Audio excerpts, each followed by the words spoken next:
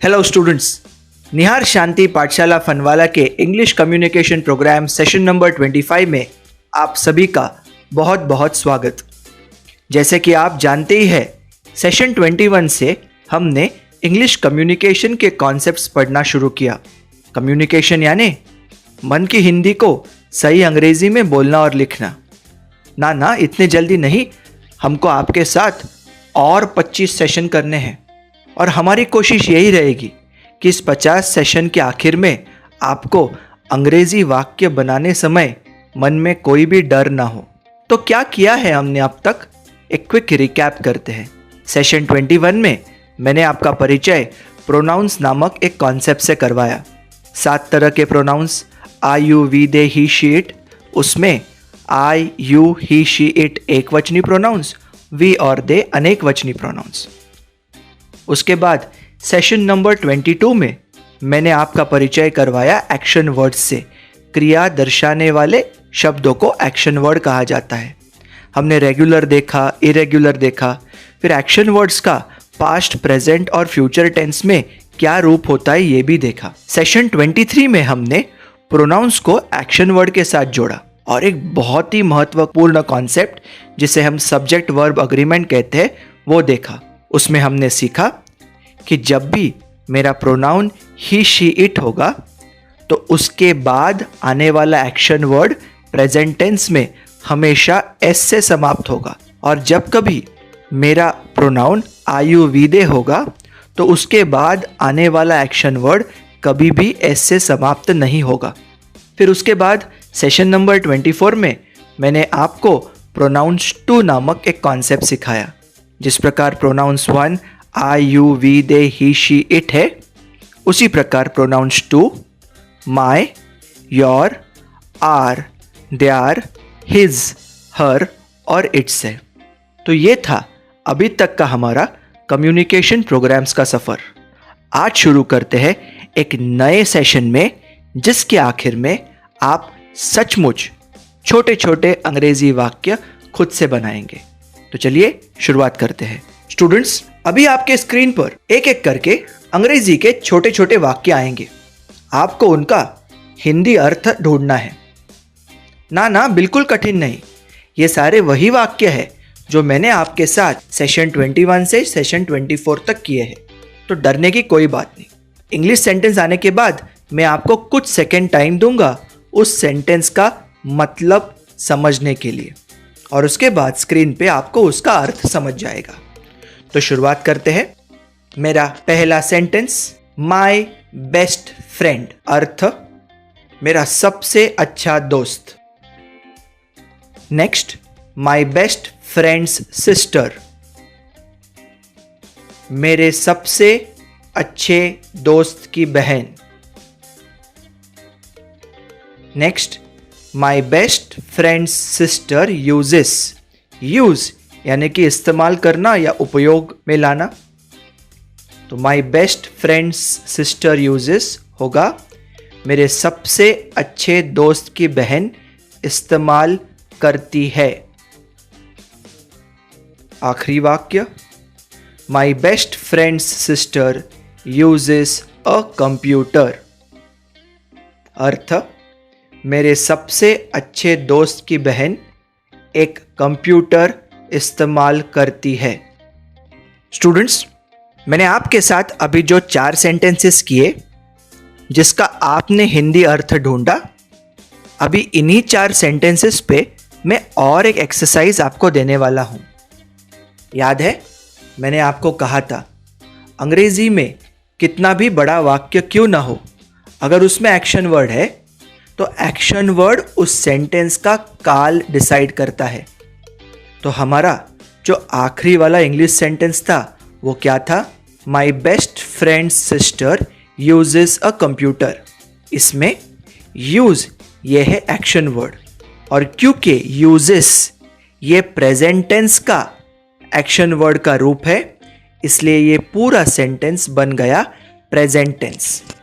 अभी स्टूडेंट्स ध्यान से सुनो, मुझे इस प्रेजेंट टेंस के वाक्य को पास्ट टेंस में बदलना है, तो मैं सिर्फ एक्शन वर्ड का काल चेंज करूंगा।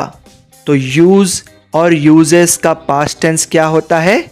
सही, यूज्ड। तो यही सेंटेंस मेरा पास्ट टेंस में क्या बनेगा? My best friend's sister used a computer. और स्टूडेंट्स, अगर मुझे यही सेंटेंस फ्यूचर टेंस में बनाना होगा तो मैं क्या करूंगा? सही जवाब, यूज या यूजेस का जो फ्यूचर टेंस होता है वो क्या होता है? Will use. तो इस सेंटेंस का फ्यूचर बनेगा my best friend's sister will use a computer. Students, next set of sentences आपके स्क्रीन पर। पहला वाक्य, योर कैट। अर्थ, तुम्हारी बिल्ली। अगला सेंटेंस, योर व्हाइट कैट। अर्थ, तुम्हारी सफेद बिल्ली। Next sentence, your white cat drinks. अर्थ, तुम्हारी सफेद बिल्ली पीती है। आखिरी sentence, your white cat drinks milk. तो इसका अर्थ क्या होगा? बिल्कुल सही, तुम्हारी सफेद बिल्ली दूध पीती है। ये last sentence, your white cat drinks milk, का टेंस क्या है? इस सेंटेंस में एक्शन वर्ड है ड्रिंक्स, इसलिए ड्रिंक्स का जो टेंस वही पूरे वाक्य का टेंस। एस से समाप्त होने वाला एक्शन वर्ड केवल प्रेजेंट टेंस में आता है, इसलिए ये पूरे वाक्य का टेंस है प्रेजेंट टेंस। इस टेंस को अभी आप पास्ट में चेंज कीजिए, तो मुझे सिर्फ ड्रिंक्स का पास्ट टेंस लेके आना होगा जो कि है ड्रैंक। तो सेंटेंस बनेगा your white cat drank milk. इसका अगर मुझे फ्यूचर बनाना होगा तो मैं सिर्फ ड्रैंक का फ्यूचर यानी your white cat will drink milk. अगला सेट ऑफ सेंटेंसेस आपके स्क्रीन पर। पहला वाक्य, our maternal uncle.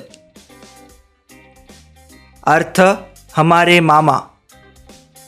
Next sentence, our maternal uncle reads. अर्थ, हमारे मामा पढ़ते हैं। Next sentence, our maternal uncle reads a book. A यानी कि एक। तो इस वाक्य का अर्थ क्या होगा? हमारे मामा एक पुस्तक पढ़ते हैं। Our maternal uncle reads a book, इस सेंटेंस का टेंस क्या होगा? मैंने आपको बताया है कि सेंटेंस का टेंस तय करने की क्षमता उस सेंटेंस के एक्शन वर्ड पर है। तो अगर एक्शन वर्ड प्रेजेंट टेंस में हुआ तो पूरा सेंटेंस प्रेजेंट टेंस में होगा। हमारा एक्शन वर्ड है रीड्स। एस से समाप्त होने वाला एक्शन वर्ड केवल प्रेजेंट टेंस में आता है, इसलिए इस वाक्य का टेंस है प्रेजेंट टेंस। इसका पास्ट करने के लिए मुझे सिर्फ रीड्स इस शब्द को चेंज करना होगा। उसका पास्ट होता है रेड, स्पेलिंग READ ही रहता है। तो पास्ट टेंस का सेंटेंस बना our maternal uncle read a book. Future के लिए मैं रीड्स को ही चेंज करूंगा जो कि बन जाएगा विल रीड। तो फ्यूचर टेंस का मेरा सेंटेंस बनेगा our maternal uncle will read a book. Next set of sentences आपके स्क्रीन पर। दे आर ट्री, उनका पेड़। Next, their tree gives, उनका पेड़ देता है। Next, their tree gives fruits. Fruit यानी कि फल, अनेक वचन होगा। अगर अनेक फल होंगे तो उसे अंग्रेजी में फ्रूट्स कहते हैं। तो इस सेंटेंस का अर्थ बनेगा उनका पेड़ फल देता है। देयर ट्री गिव्स फ्रूट्स, इस सेंटेंस का टेंस क्या होगा? इस सेंटेंस का टेंस वो होगा जो इस सेंटेंस के एक्शन वर्ड का टेंस होगा। एक्शन वर्ड गिव एस से समाप्त हो रहा है जो कि सिर्फ प्रेजेंट टेंस में हो सकता है, इसलिए इस सेंटेंस का टेंस हुआ प्रेजेंट टेंस।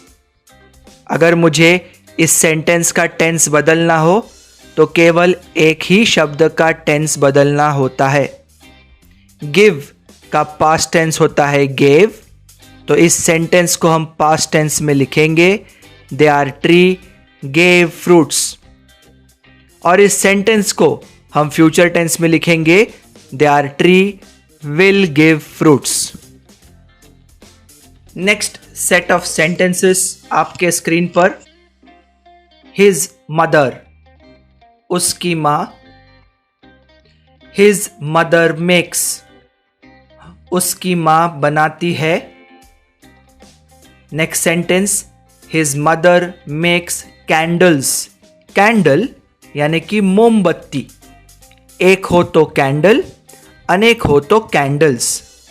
मोम को अंग्रेजी में वैक्स कहते हैं, WAX, और मोमबत्ती को कहते हैं candle. His mother makes candles का हिंदी अर्थ होगा, उसकी मां मोमबत्तियां बनाती है। आखिरी सेंटेंस का टेंस क्या होगा? जो उसके एक्शन वर्ड का टेंस होगा। एक्शन वर्ड है मेक्स, मेक्स प्रेजेंट टेंस, इसलिए सेंटेंस भी प्रेजेंट टेंस। इस सेंटेंस को पास्ट करने के लिए हमें सिर्फ एक्शन वर्ड को पास्ट करना होगा। मेक या मेक्स का पास्ट टेंस होता है मेड, तो इस सेंटेंस को पास्ट टेंस में हम लिखेंगे, हिज मदर मेड कैंडल्स। और इसी को अगर हमें फ्यूचर टेंस में लिखना है तो हम मेक या मेक्स का फ्यूचर टेंस करेंगे विल मेक, तो वाक्य बनेगा, his mother will make candles. Next set of sentences आपके स्क्रीन पर, हर फादर, उसके पिताजी, हर ओल्ड फादर। ओल्ड का मतलब होता है पुराना या फिर बूढ़ा या फिर वृद्ध। अगर वस्तु होती तो हम पुराना कहते, किंतु यहाँ पर मैं एक व्यक्ति के बारे में बात कर रहा हूँ, उसके पिताजी के बारे में, इसलिए मैं वृद्ध ये शब्द का इस्तेमाल कर सकता हूँ। तो हर ओल्ड फादर बन जाएगा उसके वृद्ध पिताजी। Her old father teaches, teach यानी पढ़ाना, हर ओल्ड फादर टीचेस का अर्थ बनेगा उसके वृद्ध पिताजी पढ़ाते हैं। अगला sentence, her old father teaches maths, उसके वृद्ध पिताजी गणित पढ़ाते हैं। जो आखिरी सेंटेंस है, her old father teaches maths, इसका टेंस क्या होगा? बिल्कुल सही, इसका टेंस होगा जो कि एक्शन वर्ड का टेंस है। इस सेंटेंस में एक्शन वर्ड है टीचेस। एस से समाप्त होने वाला एक्शन वर्ड केवल प्रेजेंट टेंस में आता है, इसलिए इस वाक्य का काल भी वर्तमान यानी कि प्रेजेंट टेंस है। इस वाक्य को अगर मुझे पास्ट करना है तो मैं टीचेस का पास्ट रूप यानी टॉट, TAUGHT, तो मेरा पास्ट टेंस का वाक्य होगा, her old father taught maths. और इसी का अगर मुझे फ्यूचर करना होगा तो वो वाक्य बनेगा, her old father will teach maths. Next set of sentence आपके स्क्रीन पर, हर डॉटर, उसकी बेटी, हर डॉटर ओपन्स, ओपन यानी खोलना, तो हर डॉटर ओपन्स का अर्थ होगा उसकी बेटी खोलती है।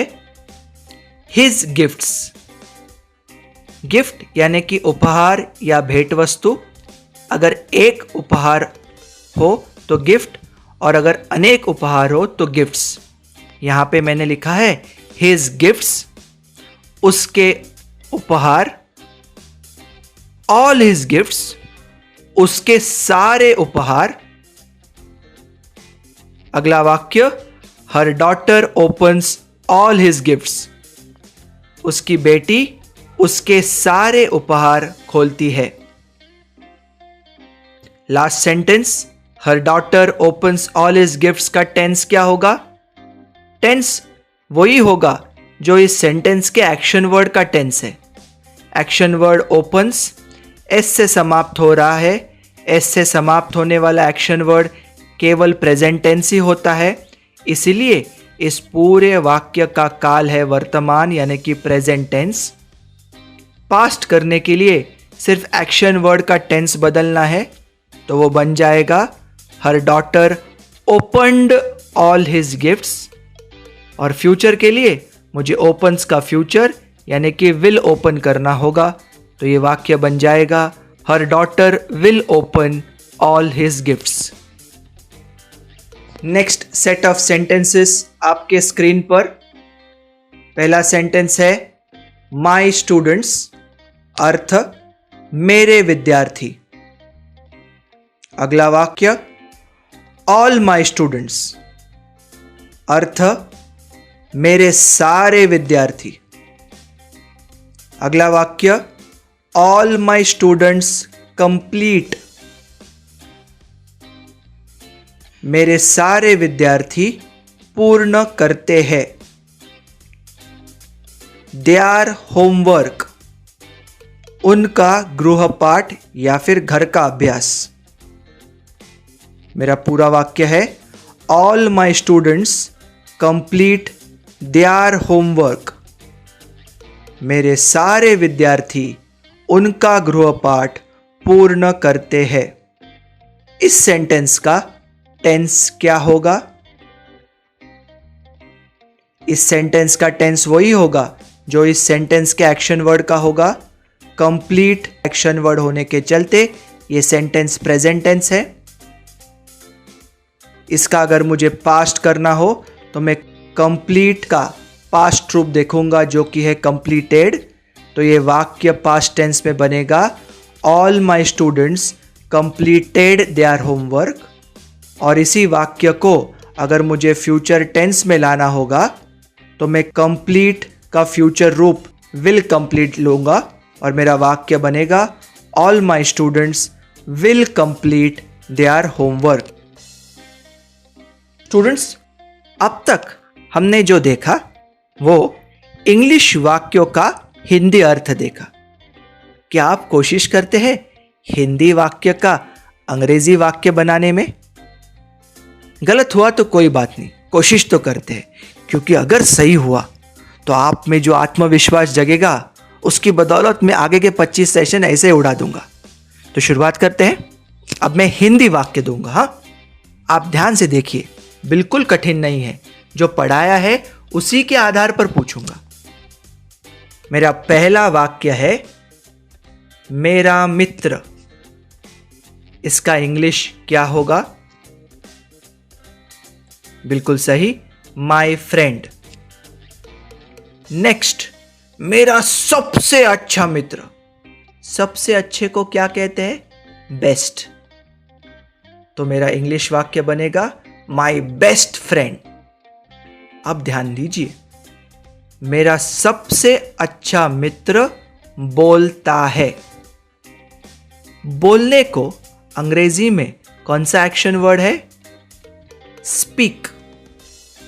अब बोलता है यानी कि वर्तमान काल है, तो वर्तमान काल में स्पीक भी हो सकता है और स्पीक्स भी हो सकता है। अब हम कैसे तय करेंगे मैं किसके बारे में बोल रहा हूं? मेरे सबसे अच्छे मित्र के बारे में। वो एक वचन है या अनेक? एक वचन। एक वचन तो ही भी हो सकता है, शी भी हो सकता है, बट कोई फर्क नहीं पड़ता, क्योंकि ही भी रहे या शी भी रहे, मेरा स्पीक एस से समाप्त होगा। तो मेरा सबसे अच्छा मित्र बोलता है का इंग्लिश वाक्य बनेगा माय बेस्ट फ्रेंड स्पीक्स। अगला हिंदी वाक्य, मेरा सबसे अच्छा मित्र मराठी बोलता है, तो इसका इंग्लिश बनेगा my best friend speaks Marathi. और एक देखते हैं, मजा आ रहा है ना? पहला हिंदी वाक्य, तुम्हारा बेटा। इंग्लिश अर्थ क्या बनेगा? तुम यानी कि यू, तो तुम्हारा क्या होता है? बिल्कुल सही, योर। तुम्हारा बेटा अंग्रेजी में होगा योर सन। अगला वाक्य, तुम्हारा बेटा जवाब देता है। जवाब देने को अंग्रेजी में कहते हैं आंसर। अभी जवाब देता है मतलब वर्तमान काल है ना, तो आंसर वर्तमान काल में आंसर भी होता है और आंसर्स भी होता है। कैसे ढूंढेंगे? एकदम आसान। मैं मेरे हिंदी वाक्य में किसके बारे में बोल रहा हूं? तुम्हारे बेटे के बारे में। तुम्हारा बेटा पुरुष, एक ही बेटे के बारे में बोल रहा हूं, तो बन जाएगा ही, और ही के साथ आने वाला एक्शन वर्ड हमेशा एस से समाप्त होता है। तो तुम्हारा बेटा जवाब देता है का इंग्लिश आंसर होगा योर सन आंसर्स। अगला वाक्य, मेरा प्रश्न, माई क्वेश्चन। अगला वाक्य मेरा पूरा हिंदी वाक्य है, तुम्हारा बेटा मेरे प्रश्न को जवाब देता है। इसका इंग्लिश क्या बनेगा? कोशिश कीजिए। इसका इंग्लिश बनेगा your son answers my question. चलिए, जिस किसी का भी ये आंसर एकदम राइट आया है वो अपने आप को पीठ पर थोड़ी शाबाशी दे दीजिए। चलिए और एक सेट हिंदी टू इंग्लिश करते हैं, ओके? क्योंकि मुझे ही बहुत मजा आ रहा है। नेक्स्ट सेट का पहला सेंटेंस है उसके पिताजी। अभी आप सोचोगे लड़की के पिताजी या लड़के के पिताजी? तो आपकी सहूलियत के लिए मैं बोल रहा हूं, मैं किसी लड़के के पिताजी के बारे में बोल रहा हूं। लड़का उसके पिताजी के बारे में, उस लड़के के पिताजी के बारे में। तो उसके पिताजी का अंग्रेजी अर्थ होगा हिज फादर। अगला वाक्य, उसके पिताजी ने आशीर्वाद दिया। आशीर्वाद देने को इंग्लिश में हम कहते हैं ब्लेस। आशीर्वाद दिया यानी भूतकाल। ब्लेस का भूतकाल का रूप है ब्लेस्ड, ये रेगुलर एक्शन वर्ड है। तो मेरे हिंदी वाक्य का इंग्लिश क्या होगा? His father blessed. अगला हिंदी वाक्य, मेरे दोस्त। मेरे दोस्त का इंग्लिश बनेगा माय फ्रेंड्स। अगला हिंदी वाक्य, मेरे सारे दोस्त। मैं चाहता हूं आप यहां पे थोड़ा ध्यान दीजिए। मेरा हिंदी वाक्य क्या है? मेरे सारे दोस्त। लेकिन जब इसका इंग्लिश बनेगा तब माय ऑल फ्रेंड्स नहीं बनेगा, बनेगा ऑल माय फ्रेंड्स। तो ये चौथे वाक्य पर जरा ध्यान दीजिए। हिंदी का मेरे सारे दोस्त अंग्रेजी में बना ऑल माय फ्रेंड्स। अगला हिंदी वाक्य, उसके पिताजी ने मेरे सारे दोस्तों को आशीर्वाद दिया। अभी आप ही बताइए, पहले 4 के आंसर्स के आधार पर इस बड़े वाक्य का अंग्रेजी अर्थ क्या होगा? अंग्रेजी वाक्य बनेगा his father blessed all my friends. Students, आप में से जिस किसी का भी ये पूरी तरह से राइट आया है ना, तो मैं चाहता हूं कि आप थोड़े खुश हो और खुद के पीठ पर शाबाशी दो, और मैं भी 2 सेकंड आपकी खुशी में शामिल रहूंगा। इंग्लिश टू हिंदी और हिंदी टू इंग्लिश करने के बाद आज का सेशन समाप्त करने के पहले मैं एक छोटा सा लेकिन बहुत ही कॉमन कॉन्सेप्ट आपको सिखा के जाता हूं। तो शुरुआत करते हैं। इंग्लिश टू हिंदी द्वारा मैं आपको एक कॉन्सेप्ट सिखाता हूं। तो शुरुआत करते हैं नए सेट ऑफ सेंटेंसेस के साथ। सेंटेंस है दिस कैंडल। दिस यानी कि ये। अगर आप किसी ऐसे चीज के बारे में बोल रहे हो जो कि एक हो, एक, और आपके नजदीक हो, तो आप दिस इस शब्द का उपयोग करेंगे। दिस कैंडल मतलब ये मोमबत्ती। मैंने दिस क्यों किया? क्योंकि मैं एक मोमबत्ती के बारे में बात कर रहा हूं जो कि मेरे नजदीक है। अगला वाक्य, दिस कैंडल मेल्ट्स। अभी मेल्ट पिघलना भी होता है और पिघलाना भी होता है। यहां पे मैं पिघलाना का उपयोग करूंगा क्योंकि आगे वाले वाक्यों के अनुसार यहां पे पिघलाना होना चाहिए। तो दिस कैंडल मेल्ट्स का अर्थ होगा ये मोमबत्ती पिघलाती है। दैट आइस, आइस यानी कि बर्फ, दैट यानी कि एक बर्फ का टुकड़ा जो कि दूर है, जिसके ओर मैं उंगली दिखाकर आपको बता रहा हूं कि वो बर्फ का टुकड़ा। एक्चुअली बर्फ के टुकड़े को हम आइस क्यूब कहते हैं, पर यहां पे हम आइस ही कहेंगे। तो दैट आइस यानी वो बर्फ जो मुझसे दूर है और एक है। नेक्स्ट इंग्लिश सेंटेंस है this candle melts that ice. ये मोमबत्ती उस बर्फ को पिघलाती है। ये मोमबत्ती उस बर्फ को पिघलाती है। मैं चाहूंगा कि आप इस सेंटेंस को ध्यानपूर्वक देखें और समझने की कोशिश कीजिए कि दिस और दैट का अर्थ क्या है और उसका उपयोग कब किया जाता है। और एक सेट लेते हैं, आज का आखिरी, और एक नया कॉन्सेप्ट सिखाता हूं। तो शुरुआत करते हैं। पहला अंग्रेजी वाक्य है दीज बॉयज। दीज बॉयज यानी कि ये लड़के, अनेक वचनी है। अगर एक लड़का होता और नजदीक होता तो मैं कहता दिस बॉय, THIS।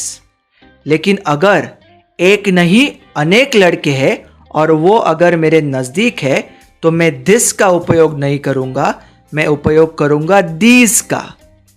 दोनों नजदीकी है, लेकिन दिस एक वचन और दीज अनेक वचन के टाइम इस्तेमाल किया जाता है। दीज बॉयज यानी कि ये लड़के। अगला इंग्लिश वाक्य दीज बॉयज प्ले। हिंदी अर्थ ये लड़के खेलते हैं। अगला इंग्लिश वाक्य दीज बॉयज प्ले क्रिकेट। क्या अर्थ होगा? एकदम आसान, ये लड़के क्रिकेट खेलते हैं। अगला वाक्य नहीं, शब्द है एंड। एंड का मतलब होता है और। अगला वाक्य दोज गर्ल्स, वो लड़कियां। अगर एक लड़की होती दूर जिसकी ओर मैं उंगली दिखाकर आपको कहता कि मैं उस लड़की के बारे में बात कर रहा हूं तो मैं दैट का उपयोग करता। लेकिन जिनकी ओर मैं उंगली दिखाकर आपको बता रहा हूं वो एक लड़की नहीं अनेक लड़कियां हैं, इसलिए मैं दैट का उपयोग नहीं कर सकता, मुझे दोज का उपयोग करना पड़ता है। दोज गर्ल्स यानी वो लड़कियां। Next, those girls learn. अर्थ वो लड़कियां सीखती है। Next, those girls learn music. वो लड़कियां संगीत सीखती है। तो अब एक बहुत बड़ा वाक्य बनाने वाला हूं, ध्यान से पढ़िए। These boys play cricket and those girls learn music. तो मेरा हिंदी वाक्य क्या बनेगा? ये लड़के क्रिकेट खेलते हैं और वो लड़कियां संगीत सीखती है। सो स्टूडेंट्स, मजा आया ना? आज तो मुझे बहुत मजा आया। तो इसके साथ सेशन नंबर 25 को यही समाप्त करते हैं। अंग्रेजी में कहते हैं let's end it on a high, मतलब सब कुछ जब अच्छा चल रहा हो, आप खुश हो, मैं खुश हो, तब हम समाप्त कर देते हैं। तो सेशन नंबर 25 सिखाने में मुझे बहुत मज़ा आया। आपने आज भी अपना बहुमूल्य समय दिया, इसके लिए बहुत बहुत थैंक यू। सेशन नंबर 26 में एक नया कॉन्सेप्ट लेके आपके पास आने वाला हूँ। अगले समय मिलने तक आप सब अपना ख्याल रखिए। Take care and have fun.